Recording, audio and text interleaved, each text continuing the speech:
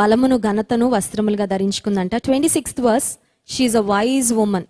దేవుని యందు భయభక్తులు కలిగి ఉంటే, దేవుని యందు భయభక్తులు కలిగి ఉండుట జ్ఞానమునకు మూలం అని ఉంది కాబట్టి, సో దేవుని యందు భయభక్తులు కలిగి ఉంటే జ్ఞానం కూడా దేవుడే ఇస్తాడు. ఫ్యామిలీలో ఎలా ఉండాలి, ఒక పరిస్థితి వచ్చినప్పుడు ఎలా హ్యాండిల్ చేయాలి, ఎవరితో ఎలా మాట్లాడాలి, ఎప్పుడు నోరు మూసుకొని ఉండాలి, ఎప్పుడు నోరు తెరవాలి, ఎంతవరకు మాట్లాడాలి, తర్వాత ఒక సమస్య వచ్చినప్పుడు దాన్ని ఎలా అధిగమించాలి, ఇవన్నీ కూడా దేవుడు జ్ఞానం ఇస్తాడు. So Proverbs 31 woman is a wise woman.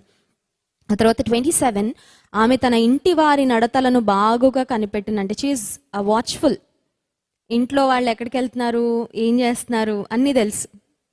చూడండి, కొంతమంది అమ్మలకి ఎలా ఉంటుందంటే, మీ వాడు ఎక్కడికి వెళ్ళాడంటే ఏమోనండి, ఎప్పుడు వస్తాడండి ఏమోనండి, అంటే ఇంట్లో వాళ్ళు ఎటు వెళ్తున్నారు, ఏం చేస్తున్నారు ఏం పట్టించుకోరు.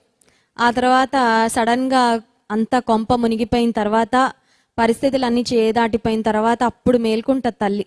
ఎవరో వచ్చి చెప్తారు, మీ వాడు ఇలా చేశాడండి, మీ అమ్మాయి ఇలా చేసిందండి, అలా ఎవరో బయట వారు చెప్పిన తర్వాత, అంటే ఈమె ఇంట్లో జరుగుతున్న వాటిని సరిగ్గా గమనించుకోకపోవడం వలన కొంతమంది కుటుంబాల్లో చాలా నష్టాన్ని పొందుకుంటూ ఉంటారు.